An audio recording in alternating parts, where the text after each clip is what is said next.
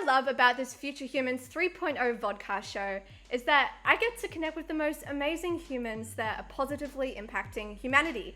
And today we're focusing on the art of storytelling, and I'm honored to introduce two very special guests to this episode, Paul Jenkins and Joe Sichta.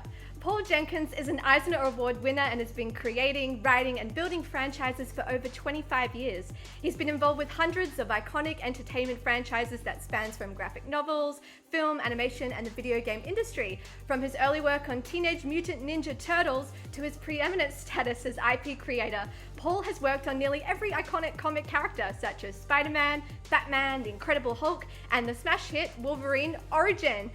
Now, I'd like to introduce everyone to Joe Sichta, who is an Annie Award-winning and Emmy-nominated writer, producer, director, and executive producer for animated films and TV series for Warner Brothers Animation, DreamWorks Animation, and the Walt Disney Company. Joe is a creative producer and strategic executive with a proven track record of success in creative leadership for on-time, on-budget, and on-target project completion. Joe and Paul are currently running the MetaX Studios, which is this Metaverse native IP incubator for the Metaverse, NFTs, on-chain games, films, animation, and the list goes on. Welcome, Joe and Paul, to the Holoship. Thanks, Vinci. Thank you.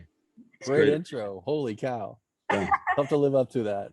Oh, well, seriously, it's such an honor to have you both here. Like, what an incredible career. It's so inspiring, both of your stories, and it's amazing that we've just connected through the metaverse, right? Right. Absolutely. I think that's the thing that it's suggesting to us anyway, isn't it? Right. This is a place to connect. It's going to be all about connectivity. So this is you are one of the most fantastic people that we've connected with so far. We're excited. Oh, well, I really appreciate that. Well, I guess the first way to start this off is I want to really focus on storytelling, because I know that's what we're all mutually passionate about. It's such a beautiful art form, and it can take so many different mediums and, you know, really empower humanity. And I guess the best way is, like, how did you get into the art of storytelling? What were the motivational drivers, and maybe a bit of a background as well about what franchises you worked on in your career? Paul, take it, man. I'll take it. Yeah. So I think that there are two ways to learn how to tell a story, but one of them is slightly more valuable than the other. You can see how other people tell stories. That's one thing. And you should, right? You should look at the way that other people are doing things. But really, the best way to learn how to tell a story is to live, right? And to experience things and to do things. And so I come from what I suppose people might call a humble beginning. My father left my family when I was 5 years old, and I got a single mom bringing two boys up in the countryside. And, you know, we didn't have anything. We just didn't, right? It's just okay. It wasn't bad. It seems like it would be a terrible story, you know, sometimes living in a caravan, right? No electricity. But I think if you live like that and you watch things around you, and, you know, we grew up with a lot of Romany gypsies that worked on the farm where we had lived. And so when you're in that environment, you get to see things that a lot of other people don't see. Instead of just consuming television and toys and stuff that our friends were doing, I tended to look around at, like, the wildlife. And, you know, out of necessity, I caught rabbits when I was about 7 years old, when I learned how to snare a rabbit because we needed meat, right? So when you live like that, if you can see the magic in it, that's a lot of what I've been writing about my entire life, like the duality of the world and living in two frames of reference, I suppose. Most people would assume that I've done just fine because I've had a really good career, but I also come from a place where I understand how it feels to be deprived or whatever. And I think that can be the real fuel for storytelling. So my answer, the short version is, you got to live, you got to experience it. And then if you can just describe what you're experiencing, everyone's experiencing it. Wow. Thank you so much for sharing that, Paul. It's really inspiring when you can, you know, take, you know, what's going on in your real life and turn it into magic, you know, and no matter what the situation, you know, that's really I agree. It's like, that's the magic of art and storytelling. Yeah, they often say, perhaps comedians, musicians, whoever, right, are driven by pain, and that's true, but it's sort of like passion and conflict, right? It's the things that we understand, the things that we're vulnerable about. Maybe that's another thing I think that makes a good pure storyteller, is that you talk about the things that you're very vulnerable about. I think if you're really good at comedy, then it's self-deprecating humor is the best. You know, making fun of someone else is never as funny as when you're making fun of yourself and just laying it out for everybody, you know, and saying like, this is who I am and I'm just as dumb as anybody else, right? So I think it's just a matter of like experiencing the world and then having a vulnerability in it and then showing people this, you know, we're all in this like crazy planet going around together. That to me is the storyteller. I was interviewed for a documentary one time, and one of the questions was, what is a writer? And there's no correct answer, right? But my version was, a writer is good at looking at the world and describing what they see. That's it. Yeah, wow, because that's so powerful, because it's like the being able to observe and also be grounded in reality and be able to use the power of imagination and let those two realms converge, and that's very magical. And it can not only transform one's life, but it can transform other people's lives. And that's certainly what, you know, what franchises that you've worked on and Joe's worked on has done for me growing up, you know, so I can only imagine for everyone else as well. So Joe, how did you get into storytelling? Yeah, my story is a little different than Paul's. I got into it from a lust for power.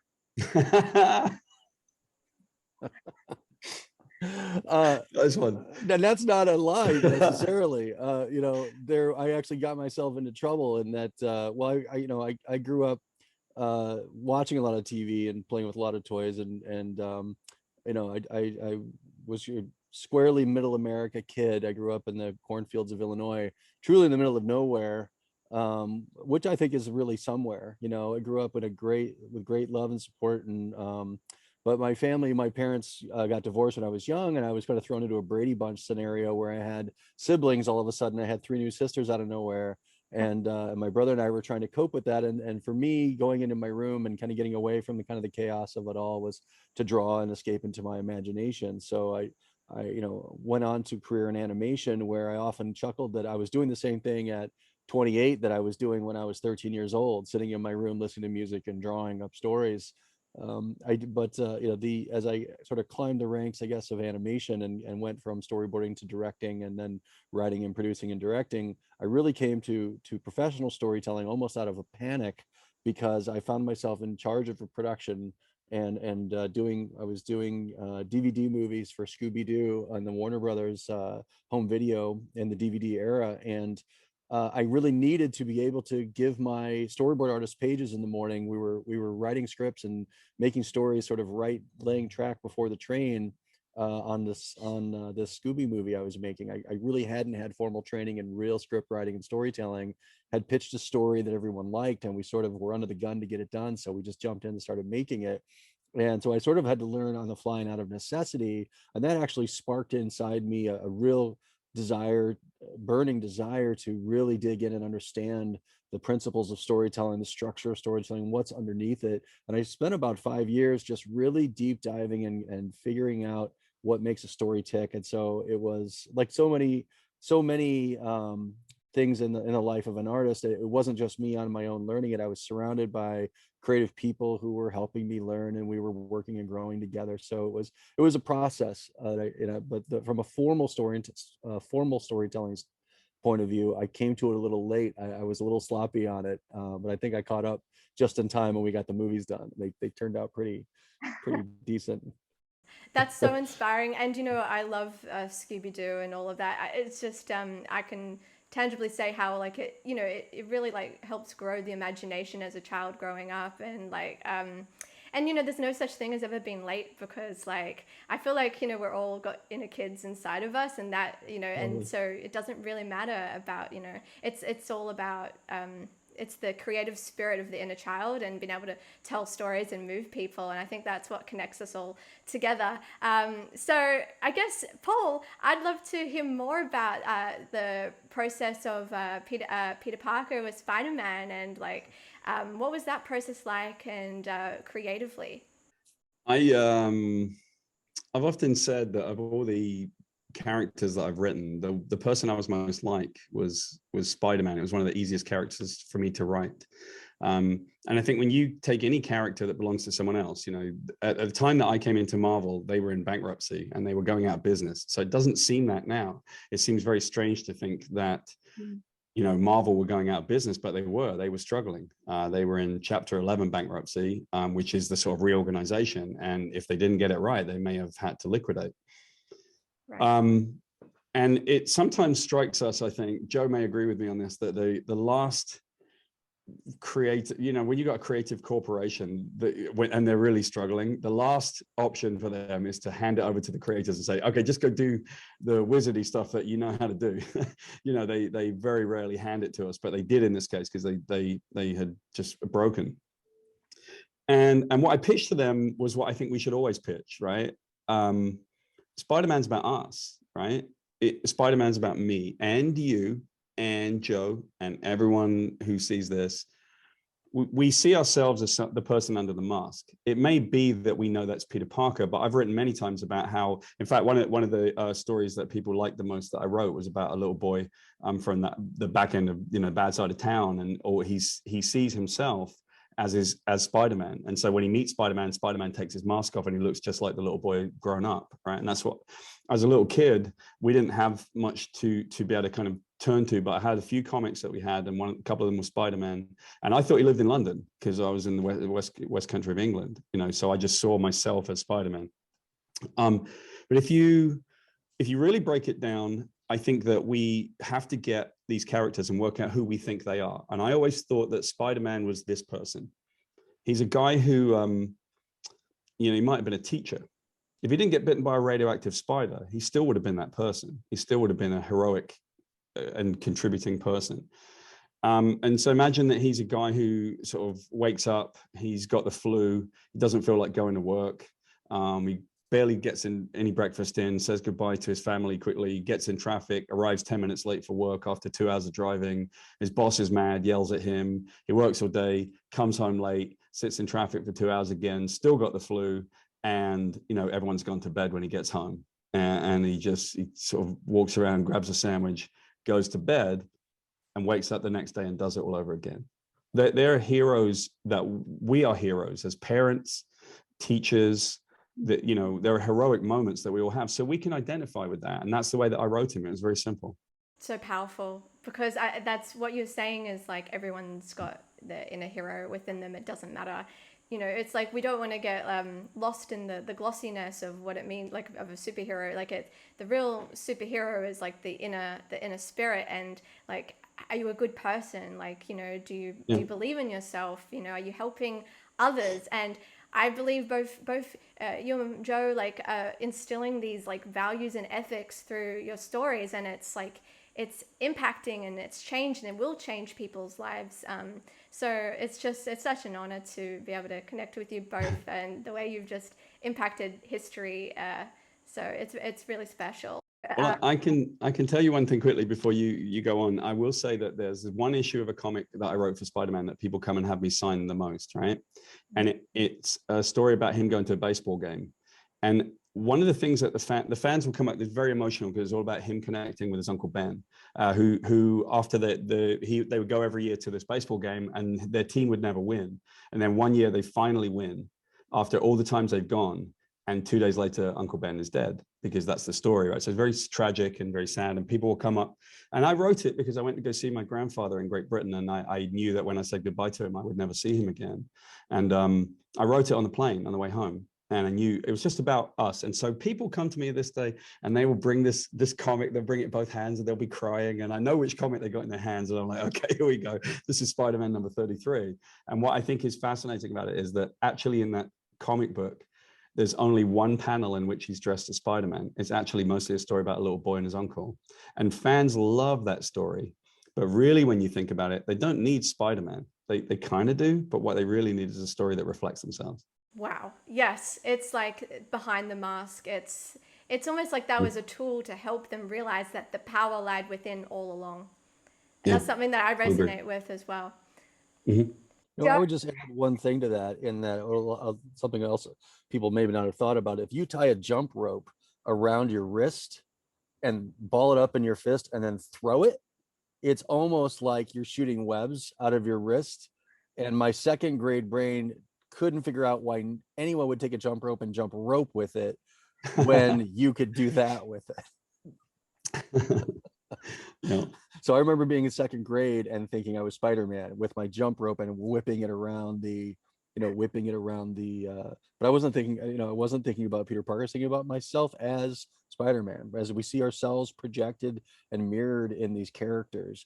And that's what, as storytellers, we aim to find that recognizable human element, so that you can connect to a character. It's grounding the characters, no matter if it's a talking dog that solves mysteries, or a guy that shoots around the city web slinging, that you're looking for the connective tissue that's an emotional component of the character. That's where we find the resonance with fictional characters. They become real to us because we see ourselves and they're like us. That's where a lot of the magic is.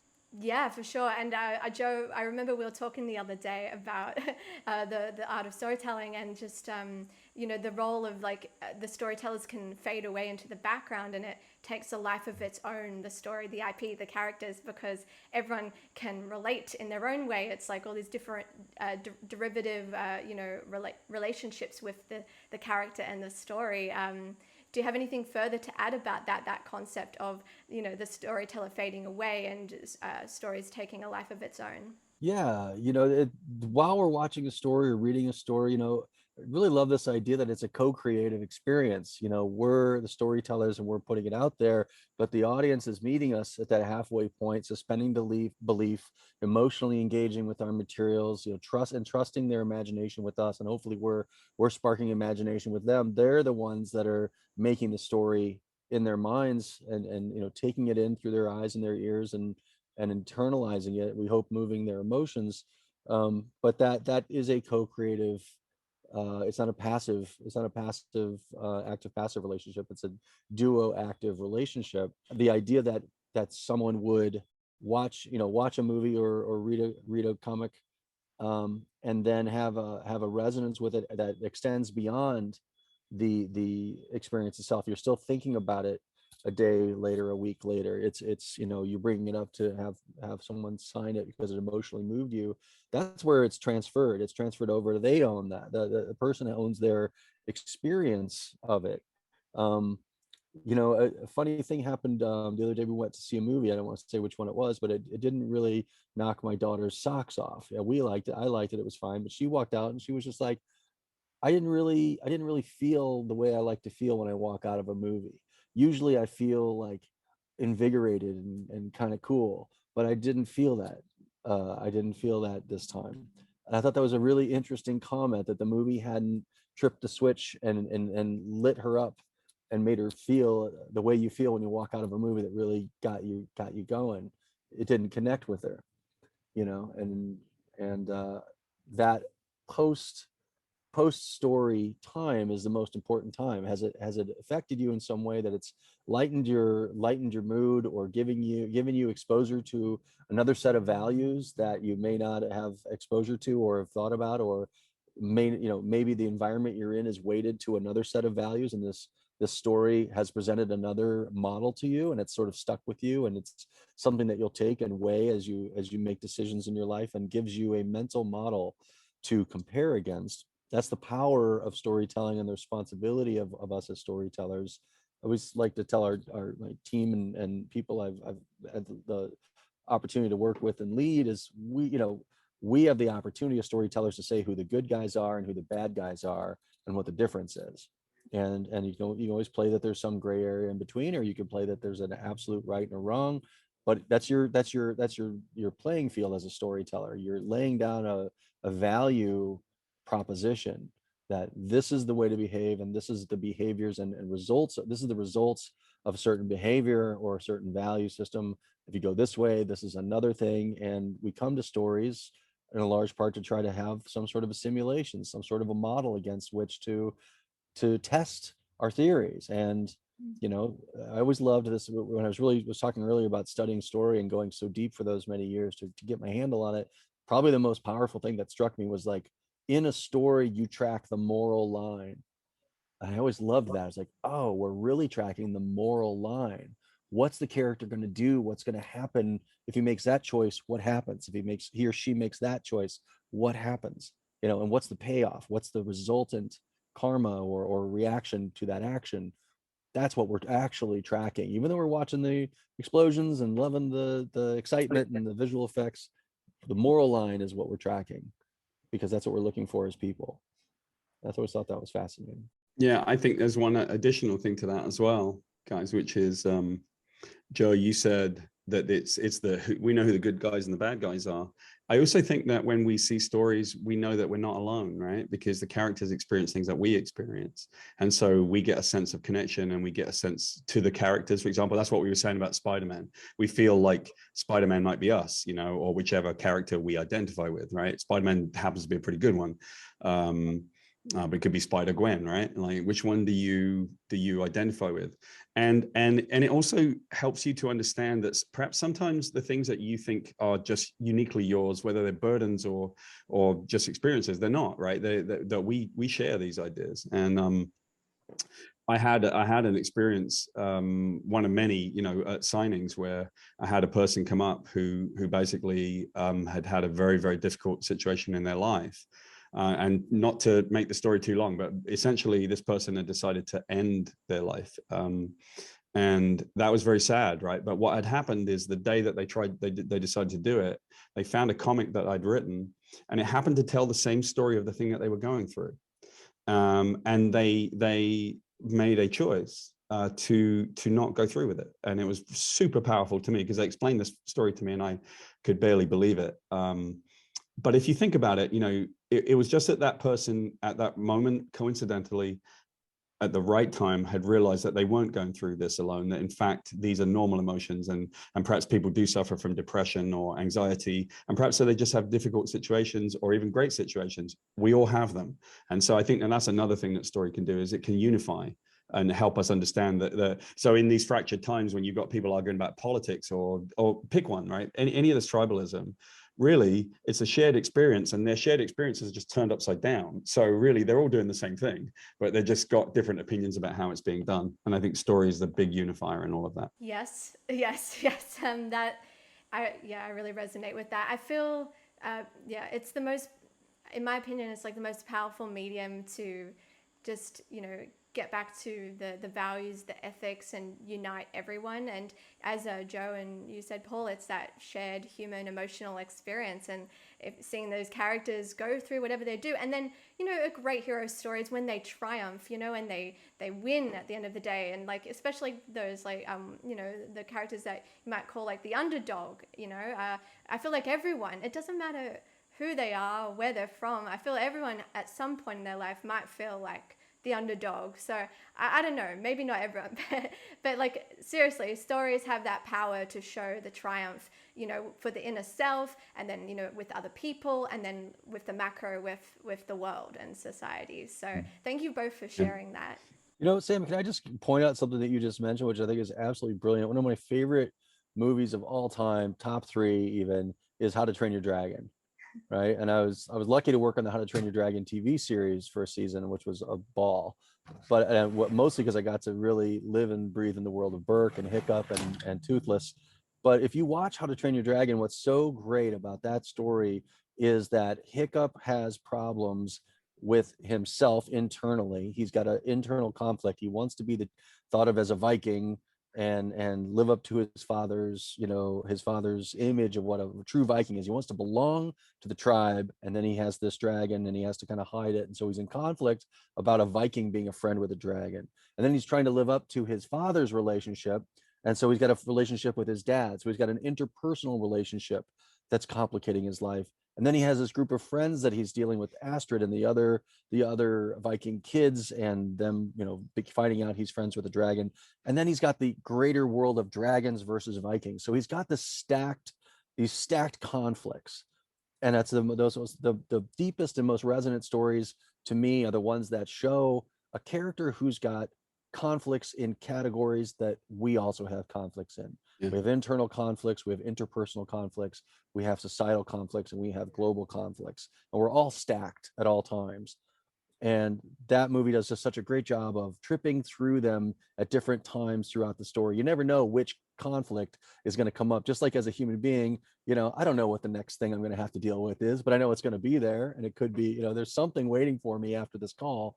that I've got to deal with. And that's a way of stacking conflict in a story that gives you a sense that, oh, this is a character who's, we talk about 3-dimensional characters, but what I just laid out was a 4-dimensional character. So we call that 4D character development, which is give your character 4 categories, just like you have these 4 main categories of your internal, your interpersonal, your societal, and then your global conflicts that you just as a person are always facing.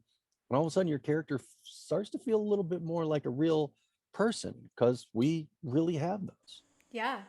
Something that I think about, and I would love to get to MetaX Studios very shortly, but when we're in this world of the metaverse and the building of it, the evolution of the internet, the spatial web, the proliferation of avatars and 3D avatars, and then of course the increase in technology like artificial intelligence, and we're seeing all these AI characters.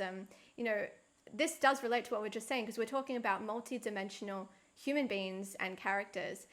How do you envision this relationship playing out with storytelling in the metaverse, as well as with human-driven characters, versus artificially intelligent characters? Well, the good news is MetaX has solved it. We've completely solved the problem. Paul, take it away.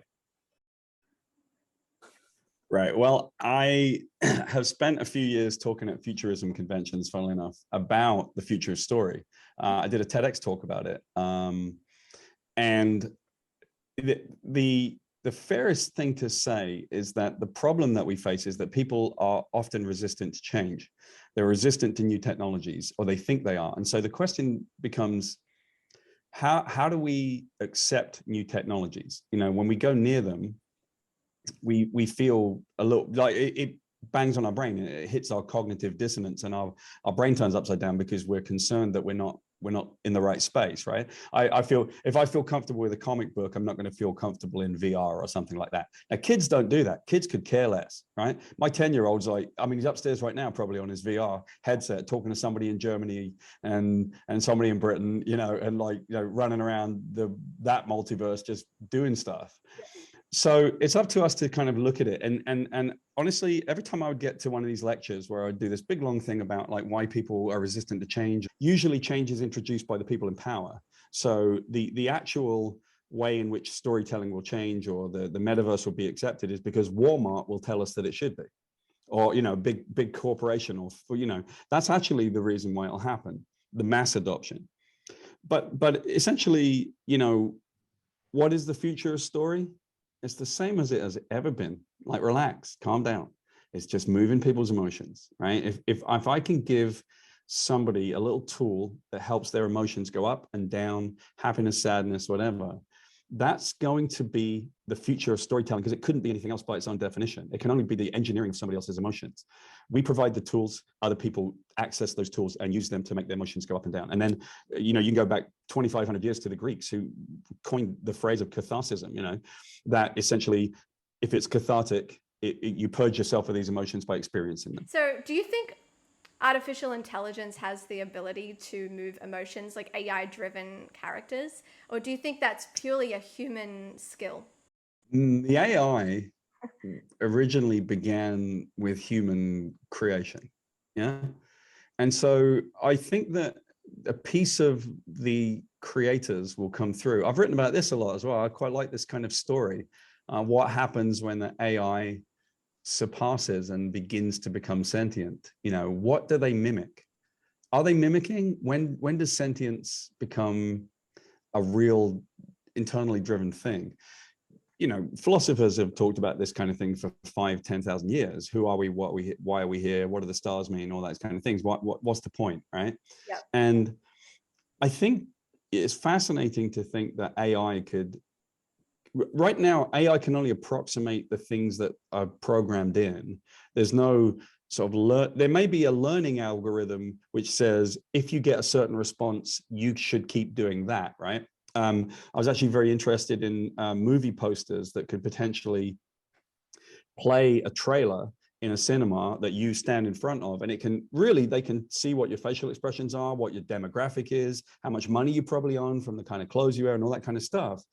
And then it will tell the people who put the trailers out which ones are good, which ones are not working, and all that. So the AI, the machine learns what human beings are responding to. So I think that can happen. But the question is going to become, when does the machine surpass that and say, I have an idea? Where does an idea come from? Where does a spark come from? Because no machine yet has the trillions of synapses that we have in our brains. They don't have it yet. And they're not sparking the way that ours are, and they're not organic. But they could be. And when they are, it will be fascinating. Because right now, I've seen a few AI. Have you ever seen any AI movies? Yeah. They're brilliant because they're so bad. They're so poorly written that they're actually fantastic. And I've seen actors just go for it and act the screenplay that was written by an AI with all seriousness. And it's the wackiest thing you've ever seen. But at some point, it'll come around and they'll write music and they'll find ways to tell stories and to make us dream. So let's see how it goes. Yeah, well, it's like the age-old question, like, how do you define humanity when we reach the point of the singularity and, AI like reaches this exponential point of sentience and potentially super intelligence, like Nick Bostrom would say, and then we're humans, and like, would we advance? Would we augment ourselves to keep up? Would we collaborate? Would we co-create? How do we define what a human is? And then we take this a step further, like with the blockchain, the metaverse, and it's like, everyone talks about proof of ownership and then self-sovereign identity, but then like, will there ever be like a proof of humanity versus like proof of AI? Like, it's going to be a very interesting world, I think, over the next few decades. So, Well, I've got a thing that came to me at futurism conventions, actually, because I was around all these really crazy, clever people, and a lot of these questions were coming up. What will it be? Where does it come from? So here's one that's going to blow everybody's mind, and I love this thing. This is like one of my favorite things to talk about. I don't know if you're familiar with the Fermi paradox, but generally for everyone, the Fermi paradox is that there was I think it was a physicist who last name's Fermi, and he sort of quite fairly said, listen, if the universe is full of life, where are they? I mean, if you just take the numbers, the sheer volume of numbers, they should be everywhere. Why is there no one out there? Are we unique? Is it just humanity? Are we alone in this universe with all the trillions of galaxies that there are, and we're the only one? So one of the potential ideas is that we know that physics dictates that it's really hard to travel across the stars. It's super difficult to do, right? We're talking about trying to get to the nearest one right now, and it'll take like 75 years at the fastest we think we can travel to just get there, right? And then 75 years of sending the signals back. So, who knows what that will be, right? Now, what's easier is creating alternate realities. So what possibly explains where is everybody is that no one goes out. They almost immediately, when they get technologically advanced, they begin to go in and they start living inside metaverses. They start living virtually. They create universes, which is one of the reasons why there's the argument that perhaps we are a hologram and we are a universe that somebody created at some point. Pretty cool stuff. Very cool. It's definitely, I love science fiction, and it's really interesting though, like to see like Star Trek, and then like, technology advance, like, decades later from the pure seed idea of maybe the creative was inspired by emerging tech at the time, but it's speculation can be fun if it's like for the power of like preserving and advancing humanity, and technology used as a force for good. And I think at the end of the day, like, artificial intelligence is not going anywhere. So how do we as a human species like co-create, coexist, and tell stories? And yeah. I just would springboard off of that as well, that as we're looking at what artificial intelligence, how close will it come to humanity, or either transforming or transgressing or transcending humanity. But if we're talking about it as, how can it mimic a human, or how can it get to some level of consciousness? Yeah, it's the question, like, what does it mean to be human? What is the expression of being a human being? And it's a lot more than just the outward physical appearance or the physical realm. We have multi-dimensional realities of our own being. And this comes to the metaverse and Fermi paradox question that Paul was bringing up, of the turning inside and going internally. that is the journey of human development, is to actually turn the searchlights inside and start to dig into the deeper parts of your humanity, your consciousness, your identity of what's actually going on with you as a human being.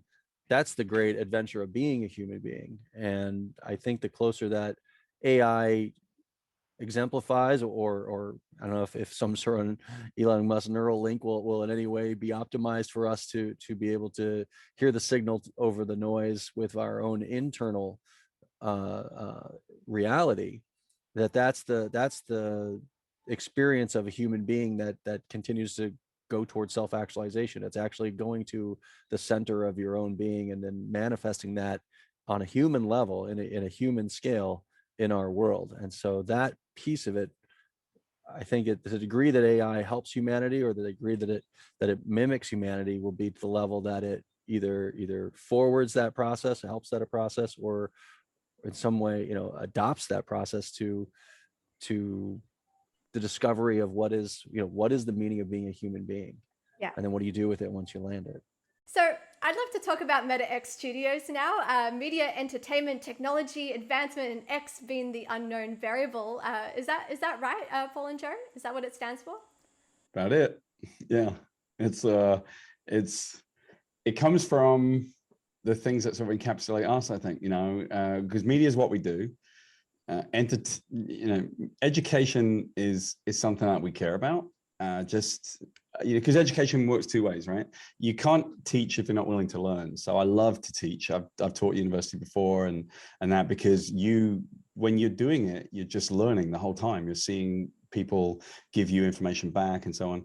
Technology, because I think we live in that space. Look at, especially Joe's background, at Disney. I mean, we look towards the new technologies, and advancement is all about the advancement of the creative community. And then X is just the stuff. A good way of saying it would be, we're very confident in all the things that we don't know. We'll figure them out. All right. But the X is also that we don't know. We don't know. And just because we've done all this stuff in our background, I mean, we're looking at the metaverse and the NFT opportunity and Web3. This is a brand new slate. Nobody knows very much. And so we're jumping in just like kids, jumping into the sandbox with everybody else, is to figure out what it's going to become. I love that. And so I never asked, how did you two connect, and how did you both join for this mutual shared vision for MetaX? Yeah, lust for power, right, Paul? Well, yeah, no, he had a lust for power, and I was terrified of power, and so he just browbeat me into it. Well, I mean, we have a good mate of mine that I had worked with Joe.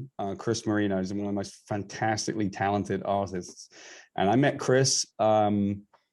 I was looking for the artist for a book that I'd been looking for an artist for maybe 3 or 4 years. I'm very patient with the content that I make. I want it to be made the best that it can be. And for 3 or 4 years, I'd looked for an artist for this project called Sidekick. And my joke version of this is that I went along Artist Alley, and Chris Marino was sitting there. And he had this fantastic book, and it was called Monkey on a Wagon versus Lemur on a Big Wheel. That's what it was called, right? And I'm like, hang on a minute, this is crazy.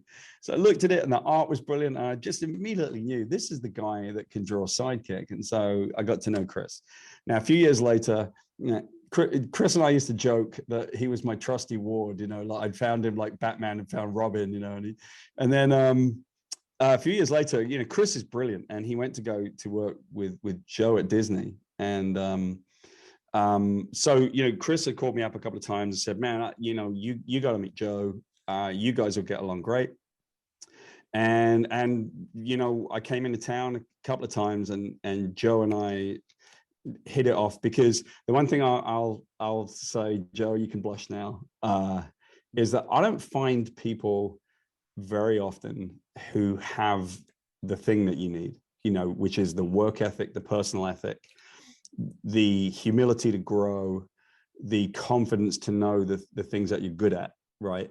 I don't find those people very often. And when you find someone, I immediately want to kind of be around. So Joe's just an all-around nice person, loves his family, loves his work, loves his job, all that stuff. And so I think we hit it off pretty quickly, right, Joe? We just were like, let's go do stuff.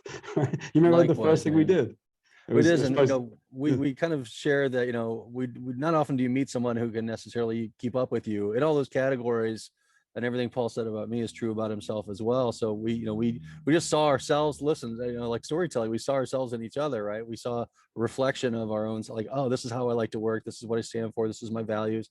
This is how I like to treat people. This is how my work ethic, and this is the level that I want to deliver at. And we found that in each other, but we didn't really get together as co-founders right away. Right. We were on the phone with each other just talking about, I was trying to start a company, he was starting his company. We were just sharing resources and sharing war stories and trying to find things. And as we came into the NFT space back in 2020, when we were doing our work with NFT Genius on Bitcoin Origins, which is one of our first projects in Metaverse, we started working on that project together, and then realized we should just put our two companies together. We were just working as kind of consultants, and with NFT Genius, we should put our two companies, or at least our desires to have companies together. What if we blended our talents, our pipelines, our IP? Let's put it all on the table. Let's put it all in one pot. Let's form a company that's the best of both of us, and build a team around that to support us and help us execute. We brought in a fantastic games executive named Dave Bazaler, who's been at Nintendo and EA and Nexon. We brought in Mark Wolf, who's the former CEO of Reading Rainbow, but also a prolific movie producer, produced over 100 movies, including Terminator and K-19 Widowmaker with Harrison Ford, a very prolific and well-respected filmmaker, to round out a team that could execute in any direction the metaverse might want to take us in terms of story, game, film, TV, art, novel, comic books, you name it, we can execute. But again, it's a blank canvas. Metaverse, NFT, Web3 is a new place to play, a new storytelling medium. What if we built a team around that opportunity, and then really look to empower other creators to come and join us? Because we certainly can't do it all. What we do is we bring people along with us, empower them, set them up for success. That's our job as producers, is to craft an environment around a creative person that flows them the resources, gives them the direction toward the market, makes them successful. Ideally, we execute on that, and we can create a business that is sustaining. And if it's like pinball, if you win, you get to play again. Yeah. And the last thing I would say is that I think when we talked about like what we wanted to do with creators, I first started off, I came over to the States, I met a couple of guys that had a black and white comic book, and it turned out to be the Ninja Turtles, right? And it blew up, and I'm sitting in the middle of it wondering what's happening around me. I'm a kid, I'm a child, and now I'm the third employee of the Ninja Turtles, and this thing is exploding. And from there, we created a spectacular failure called Tundra Publishing. It was for the benefit of creators. We wrote the Creators Bill of Rights. We tried to do it, and I found when it blew up, we spent millions of dollars on that company. And what we didn't realize was that sometimes with creators, you can't just hand them an open checkbook, right? They can't be trusted. They go on a vacation to Rio, creators need education, they need structure, they need all of those things, right? So this is, for so many years now, that's been an itch that I can't scratch because of what happened with Tundra Publishing. It's so sad that it blew up when it had such a potential. But in a way, I feel like I've come around with Meta, that with MetaX, we are able to provide an opportunity to get the creators and give them the true understanding of how you can create for a living, how you can wake up with a blank canvas and make a thing, and hopefully try to sell it, hopefully try to entertain people with it, make a living out of it, all of those kind of things, and be a good person and be halfway decent to everybody and share the wealth, right? Joe and I think one of our first conversations was, how can we share this with creators? How can we share revenue? Was one of the first conversations you and I had. Yeah, well, it prevents such a new economic model, right? As a direct consumer market here, where an artist can be closer to their audience. We've removed a broker middleman from this experience. And, Paul and I, having worked for the studios and worked for big franchises, it's all great, and nothing against any of those, but it's a lot of fingers in the pie. There's a lot of value being captured out of the economic model. And all of a sudden, here comes a platform whereby creators can come in, have a direct connection with with cryptocurrency kind of underpinning on Web3 and NFT economic model. There's an economy happening here, the creator economy, that is just getting going, and the opportunity for there to be some structure that allows the artist, the creative, the brand, whatever it is that needs to come in and be able to interact with the technology that gets it to market so that it can reach its audience. And then there's a exchange of value that flows back towards the creators, and that can be a healthy ecosystem. There's fewer touch points in there. There's fewer places where anyone else can come in and extract value. So can we, Paul and I's goal has been to move the fulcrum toward being a creator-led studio. Can we move the fulcrum towards treating our creators better, giving them a bigger share of it, while also creating more value for the purchaser of, say, an NFT, or the person who's in our community member, as a community member with us, that's engaged in a project with us. How can they have more ownership? This whole idea of IP ownership, which I'm sure we'll get to, like how much IP can you own? What's the value of owning it? What does the creator, how can the creator be sustained? There's less extraction happening now, so there's more opportunity here. Now it's incumbent on us to find equitable ways that we're able to carve up the proceeds that are here, so that things can be reinvested, so that more value can be created, or that value can be created for people who are in the market and supporting these projects, that they can see value in it. So it's absolutely fascinating. The opportunities brand new, and it is a reset to a degree. There certainly isn't yet a big overarching centralized organization that is here selling advertising, extracting value, and paying creators to essentially go away, take their stuff and go away. This is a new opportunity, and so we're here to help lay the groundwork for what that is, bringing some professional structure to it, bringing some professional production pipeline and clarity and direction to it. Because to Paul's point, it's a little unfair to just hand a creative a blank, a total blank slate and go knock yourself out, without a background and maybe a discipline around how to work within a pipeline and how to execute. It's much easier to run off to Vegas, Rio, or Colombia, or wherever you're going. It's just so much easier than dealing with the day-to-day that comes with trying to make something, which is ultimately, anything you try to do is hard. It's just hard. You got to work no matter what. Yeah, it's really interesting because it's definitely, it feels like this new creative renaissance, and creators for so long have felt exploited by their creations, and even just on a personal level, not even creatives, but people's data, metadata, privacy, and all of that. And so with the blockchain and peer-to-peer and this ability just to mint your own NFTs and make a creation and obliterate the middleman, it's very empowering, and I think that's the change that we're seeing. And at the same time, it's also a bit of the Wild West, because, like, as you all said, it's the unknown variable. It's like we're all learning on the fly. We're seeing all these different case studies, and it's important to experiment, but also at the same time be like strategic and thoughtful and mindful, like not just out for a cash grab or anything, like intention behind the reason of the art, and the economy that you're building around it. And so yeah, for sure, creators could definitely utilize resources such as you guys, for mentorship, guidance, and a bit of a structure, so they feel empowered and know, like, how they can get the most out of their creative work. So yeah, like, what are your plans? Like, I mean, of course, this is like, the X unknown variable, but what is the Moonshot vision and mission like for MetaX Studio over the next 5 years or so? Yeah, I'll lay into this one, Paul. It's the initial idea behind MetaX was that Paul and I created so much value for the studios that we worked with, literally billions of dollars driven over multi-decade careers. What if we can capture more of that value and actually own IP, right? Because IP ownership is a big major piece. We worked with giant brands across all these different companies. We the funny thing about creators is even people who run big giant brands, when between big gigs running big brands, they have a drawer full of original IP that's their own stuff that they always work on, and all of a sudden you get a phone call and you know they want you to come over here and do this. You put that away, and so we said, let's take everything out of the drawers, all the scripts we've written, all the IP we have, all the treatments we have. Let's put them all on the table and take a look at them and see what's here, what's viable, what can we. And we found out we had just tons of stuff. We had to whittle it down and figure out what do we want to kind of go after, what do we actually got time to do, you know, before we have to upload our consciousness into the singularity here.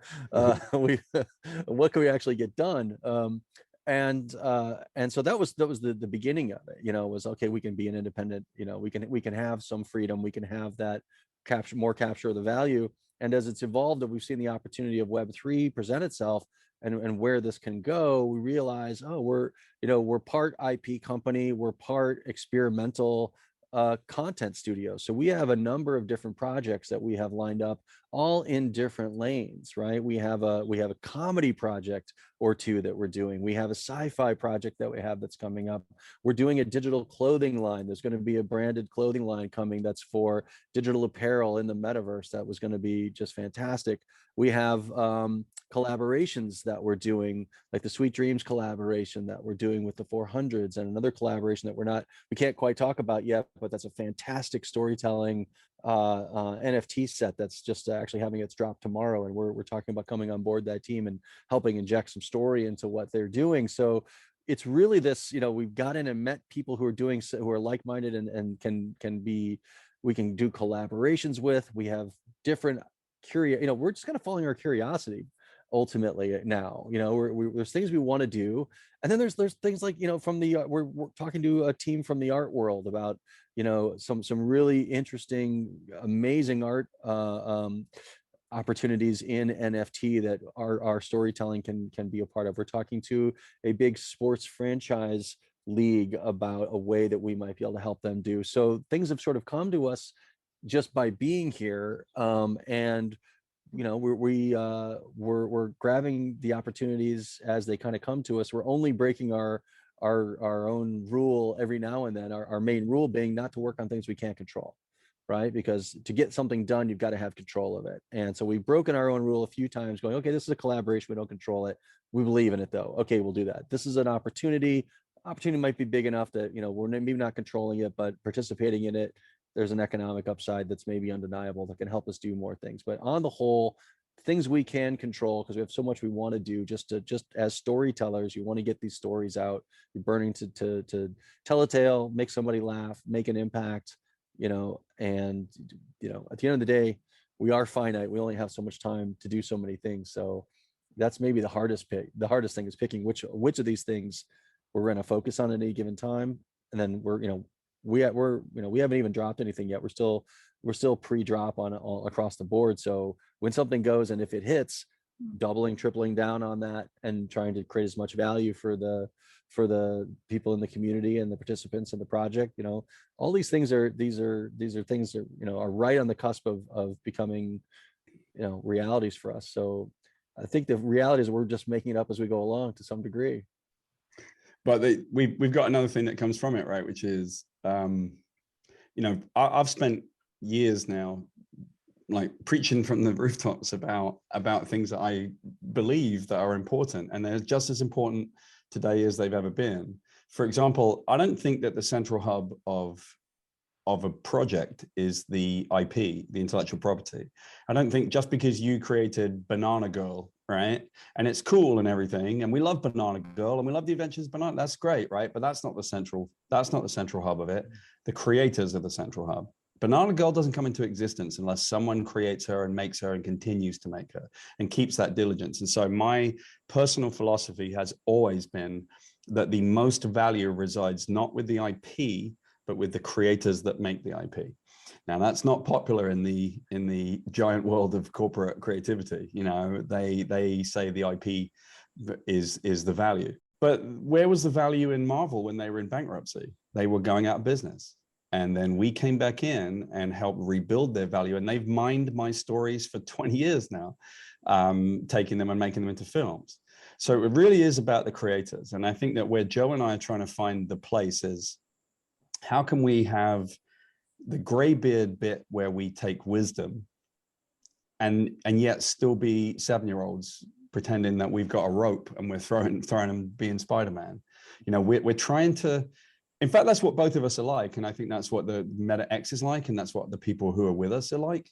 We want to be children and have that amazing sort of interest in all these things and curiosity and hopefully a modicum of humility, but then take that wisdom that you can get. And the wisdom goes in two ways, I think, as you get older.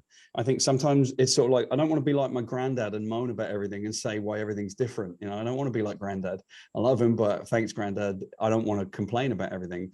I want to take the wisdom, the things that I do know, and then help creators to understand, hey, I could save you, you know, a couple of years here if you would listen, if you can listen to some of the things that we've done that can help you. The film industry drives me crazy because the film industry tries really hard not to tell people how to make films. They try to make it secret. They hide it. They don't want anyone to know how to make films.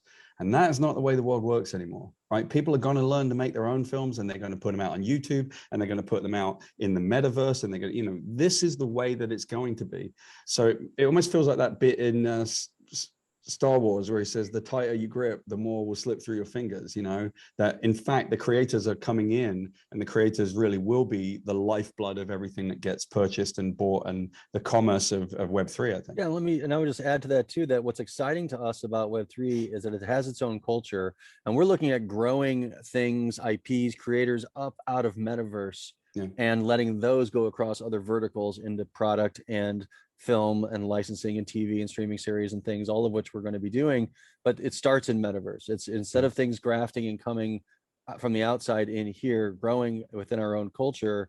It's very much like the early days of hip hop is what I see happening in Web3. It's a community people have gotten together around a love for creativity and something that we can own, that's our shared experience. And we're going to make our own stars. We're going to create our own studios. We're going to create our own, you know, Def Jam. We're going to do our own stuff that isn't somebody else's. And the more people try to come in and capture it, the more inauthentic it seems. Yeah. And the more that we're here part of the community, looking just like everybody else to jump in and do some fun things and create great work and create value from nothing, right? That's the magic of being a creator. You through inspiration and hard work, something that was nothing is now a something that didn't exist before has now been sourced and brought in into being, and you can start to make something from it. That's the cheap trick of being a creator. But the hard part is you got to work at it, and it's a muscle you got to exercise. Oh, I wholeheartedly agree, and I really value that mindset that you've got. It's like you've got this wealth of experience and mentorship resources, and you know, business acumen and all of that. And but at the same time, you've got this like playful mindset of like, hey, we're gonna, you know, experiment and like create new stories out of nothing, and like that is such like an invaluable skill. And like I can even attest, like I'm writing a novel right now, and like with a blank canvas and like ideas from nothing, like it's like this, you have to tap into like this creative portal and also have like self-belief in yourself, because like there's not necessarily like a model to follow or a path to follow.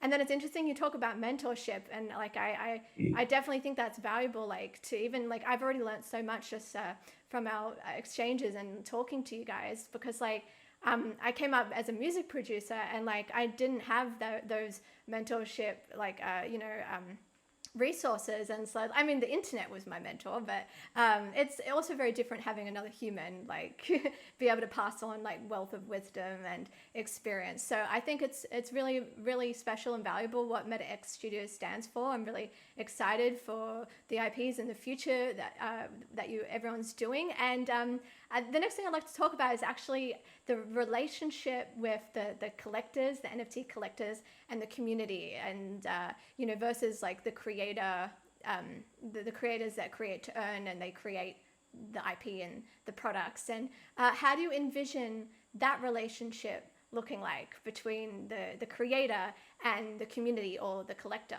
This is a thorny issue, right? This was one that I think that we have to look at. So I'm going to go back to my favorite thing to do is to kind of look at things that I've seen before and then say, okay, let's examine that. You know, I was working on a big console game one time, and I was working for 2K Games, right? So, you know, loads of money in that game and constantly traveling and trying to make it work. And I remember I was sitting in a hotel with one of the younger people working at the company.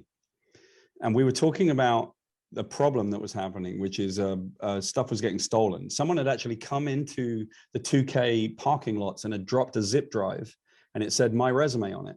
And when somebody plugged it in, it literally downloaded the new game, and it, you know, they stole it, right? So someone had physically come on site to do it. So there you go. Look at the loss of commerce, right? Look at the millions of dollars that Take-Two and 2K Games had put into that game, and it was getting stolen. And that's not a viable model, right? It doesn't work, because at a certain point, if that just happens for every game that the 2K Games make, they can't afford to make any games. They're not making any money. So interesting enough, as I'm talking to this younger guy, he said to me, I said, I can't remember, I mentioned that he had a program that he thought I should use. And I said, oh, that sounds good. And he said, well, let me help you steal it, right? Let me help you rip it from the internet. And I'm like, I don't get it. I don't understand how you're gonna want to do the one thing to someone else that you can't have done to you. There's no commerce there. That is not a sustainable model, right? So the same thing would be true perhaps if we went too far in one direction or the other in the relationship between the creators and the people who are in the community. I've heard a few people say that they feel that the community should have more value, and that is absolutely true, right? The community, by investing in the projects, it's almost like the community are our collaborators, and so we want them to have value, and that's the whole point of this NFT space. It's great. But what happens if the community come in and they take all of the value? At that point, the creators have nothing. So why create? Why make the stuff? You know how many hours it takes to make a piece of music, to write a novel, to do the things that no one sits over and looks over your shoulder to do. Those of us who work really hard to make things, no one cares about me at 4 o'clock in the morning for the 17th night in a row as I'm writing a screenplay. No one cares about me, just me. I'm writing it. I'm the one doing the work, right? Should I do all of that work and then just hand it and say, because I gave it to my audience and they paid for it, it belongs to them? Couldn't possibly happen. I'd never be able to sustain the ability to make it. So I think what we're, but then in the past, right?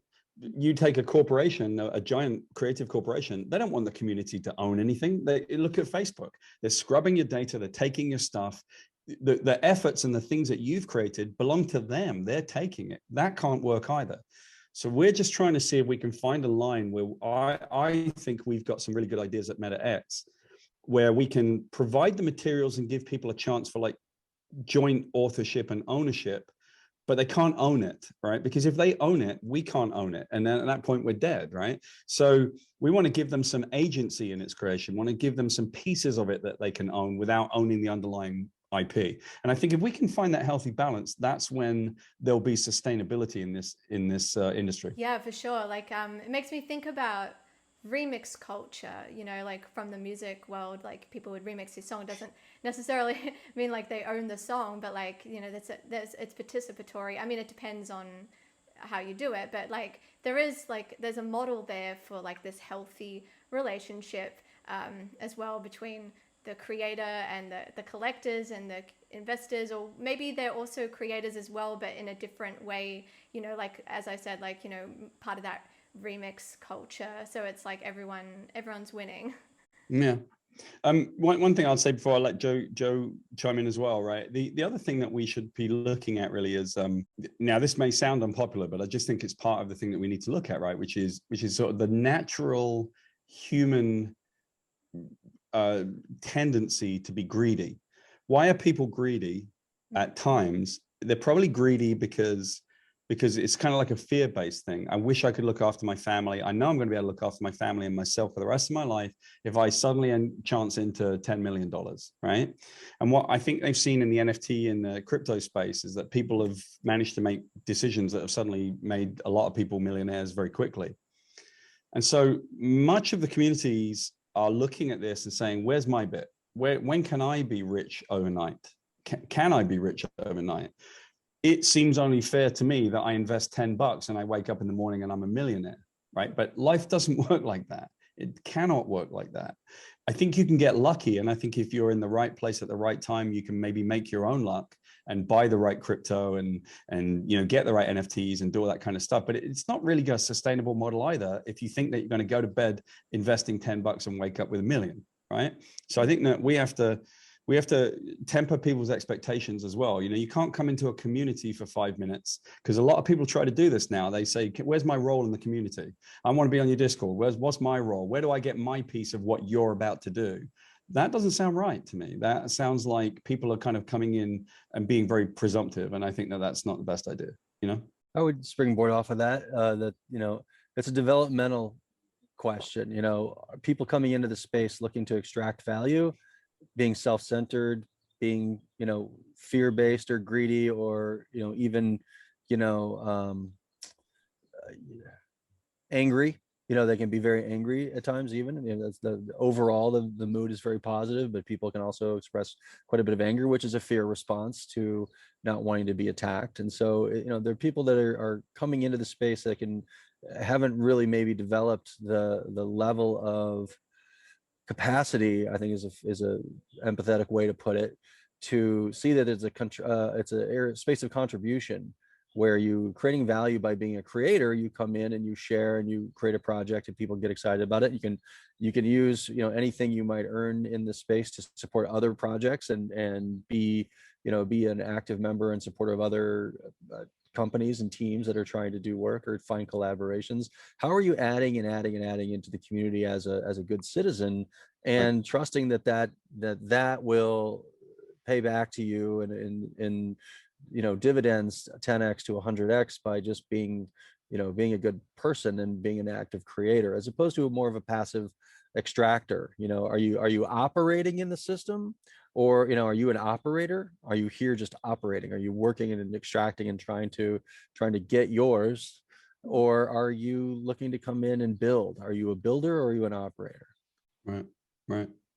Yeah, that's really interesting. I think like the main advice I get from this is like it's about creating value, and the concept of value can take many different forms, you know, and it's like investing your time and your energy, you know, into the project, but like at the same time it's all about that healthy relationship where we're protecting creators in Web3 and the metaverse and with NFTs, because for so long creators have felt exploited, you know, but you know but at the same time, like, it wouldn't be possible as well without the community, without the collectors. So yeah, I really appreciate what you guys are saying, and it's about navigating this mindfully. And so we've got to wrap up very soon, but my last question, which is a fun one for you, is if you had a speculative superpower in the metaverse or Web3 and the future of technology, what would it be and why? I'm gonna go with something, because I'm fictionally dealing with this right now. I am just absolutely intrigued with time travel, right?